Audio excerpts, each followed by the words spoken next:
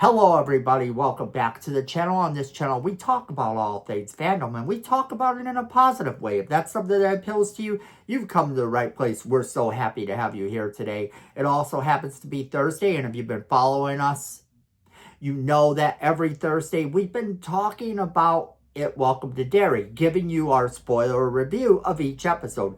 Well, the season final happened, and now we have to give you our spoiler review of that and talk about what has been said about the future of the Welcome to Derry series. So let's jump right into it. Now, if you haven't been keeping up with Welcome to Derry, you really need to go and catch up. You need to watch this show and get back on the same page as we are. This episode is going to be full of spoilers for not just the final episode, but it's also going to reveal what the plans are for the future of the series itself. And that's right, there will be a future, and you're going to want to hear all about it. So let's give everybody some time. If you haven't seen it, pause the video, go watch it, and get back to us. We'll wait.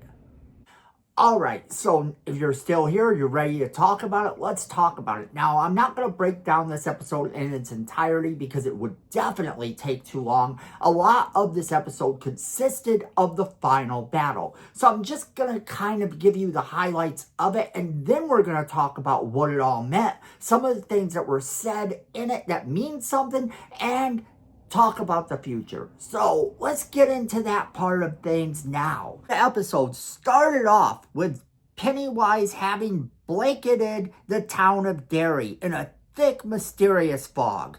And while Derry is shrouded, he calls on the children and entrances them with the deadlights. So the kids are now in the deadlights.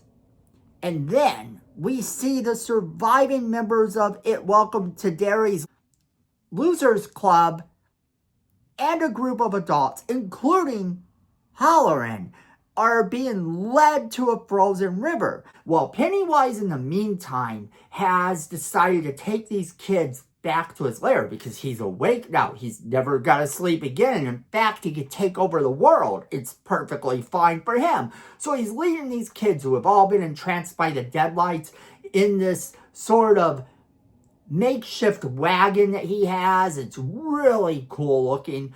And the kids are running there. The kids actually arrive first, and when they arrive, they let Will down from where he's floating in the deadlights. They just pull him down. And it's really cool. And the group of adults that know about this, they're going there. They want to stop this as well. So, the kids and the adults are finally on the same page. They're searching for the kids, and then they figure out what's going on.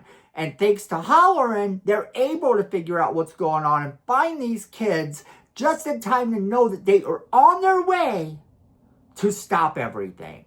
And when they do, and they team up, that's when everything goes wrong. The adults arrive and they let the kids know that that little tree is the farthest place that they can take that shard, that blade that they found, that little weapon, and take it to this place, put it inside that tree, and it will trap Pennywise. It's the farthest point left to trap him. Halloran gets into Pennywise's mind for a second, just in time to kind of stop him from chasing the kids and stop them from getting to this island. So Halloran has to stop Pennywise. He gets into his mind for a second, and then Pennywise kind of gets wise to it, and he ends up breaking out of it and chasing the kids all over again, which he probably wouldn't have done if the military hadn't shown up. So the military's there at this point, and this only adds a layer of extra excitement to everything that goes on from this point on. Now it's Will and the rest of the Losers Club, and they're trying to make their way. Pennywise knows that he's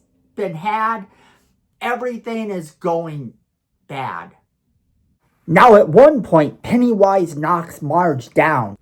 Now, let's take a second to talk about what Pennywise said to Marge, because that's going to come up in a little bit here. That's going to be important. Now, what he had said to Marge when he corners her is that he tells her, "Don't you recognize your own son?" Shows her a flyer. Her son is revealed to be none other than Richie from the original It movie. That's right. So her son hasn't even been born yet, And Pennywise knows all about him. He knows. He tells her that they killed him, but that his death was his birth, essentially. And later on, when all's said and done, she's going to have a talk with Lily. And she's going to tell Lily all about this. But Pennywise is pulling out all the stops in this. The battle's raging on. He's trying to stop them from getting to this little tree and put that in and stopping him once and for all. They actually blow off his head at one point. He doesn't even get fazed by that. He comes right back. And then he's almost got them. But all of a sudden, Halloran sees that Indian girl again, and she's brought someone. She's brought Rich, and Rich is going to go in and help to stop him. But he's a ghost. They can't see him. And he helps them push that shard into the tree. And they can feel his presence there. Pennywise is, of course, stopped now, but there's so much more to this episode that you have to watch it. And then everything kind of goes back to normal. So many of the adults seem to have forgotten what's going on. You just kind of get this picturesque Derry like you expected it to be all along. Nothing really looks like it's changed. Only then Lily and Marge talk. And Marge tells Lily that someday he will return. And Lily says, well, I guess it's someone else's fight.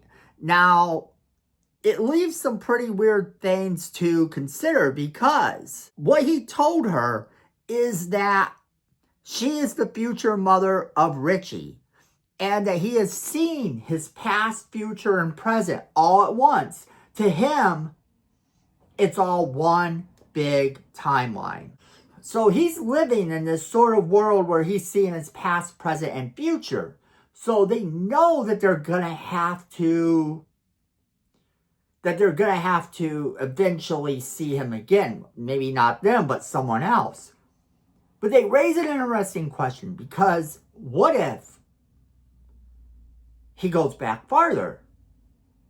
Well, what ends up happening to the rest of the adults? Will's father and mother are getting ready to leave town when they are asked by Rose to stick around. She wants them to stick around. She wants them to actually have the farm.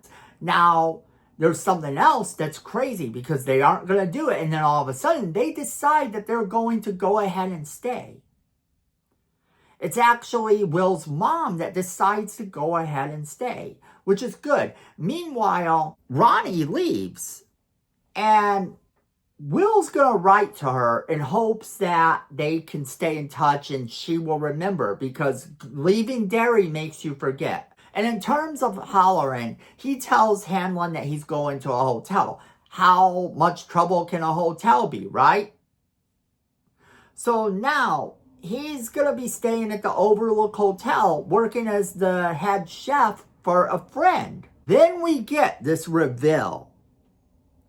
We get this really crazy reveal. It jumps ahead to 1988, 26 years after the events of the season final. And we see Joan Gregson reprising her role from It Chapter 2 of Ingrid Kirsch. She is now a resident of Juniper Hill Asylum and is painting in her room when she hears screams. She walks down the hall to room 115, where she finds a young Beverly Marsh, Sophia Lillis, also reprising her role from the It movies, hysterical after her mom had taken her own life. And now she turns to Ingrid, and Ingrid tells her, you know what they say about Derry. No one who dies here ever really dies. Which is the same line she will later on say to the adult Beverly in It Chapter 2 when it takes the form of Ingrid. Now, this is crucial because we now have that connective point between this show and the movies. And we know that Pennywise is living in this sort of weird spot where he remembers his past, present, and future as if it's all happening at the same time. So what does this mean for the future of It Welcome to Derry? Well, in a Variety interview in October of this year, Muschietti said that our big story arc involves 3 seasons, mainly based on the 3 critical cycles of Pennywise, which are 1962, 1935, and 1908. That means that the next season is going to take place in one of those times. And the way they have it sort of positioned, I think is the order we're getting. That's the order he's hinted. We started off this time in 1962. We're going to travel back to 1935. And then for the 3rd and final season, we'll get 1908. So I think that this is really clever and really great. Now, this series has been so much fun. I find it to be absolutely wonderful. We're getting more Pennywise. I never would have thought that you would. But also the hint that they dropped with Hanlon and Halloran talking, where Halloran tells Hanlon that he's going to be going to the Overlook Hotel. This raises so many opportunities for them to advance things forward for other Stephen King franchises if they choose to do so. Imagine a series where we get to see a young Halloran at the Overlook Hotel. There could be several seasons there leading up to the events of the Shining book.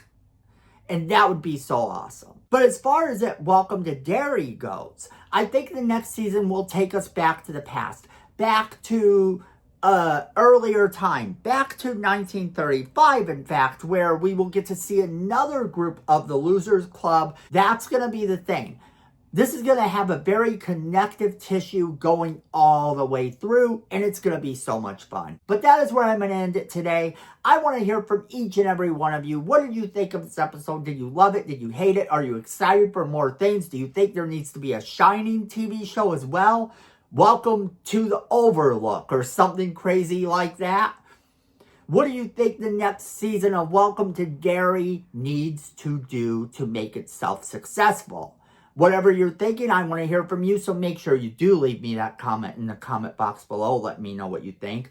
Don't forget to share this video with all of your friends so that they can be a part of our crazy conversation as well. And then, if you like positive content, you're going to want to hit that like button so that the algorithm realizes that you want more positive content in your feed. It can't hurt. And then, if you're liking our content personally, you're going to want to hit that subscribe button and that notification bell right next to it so you never miss a single video we do. Because friends, at the end of the day, I know it and you know it, fandom is family.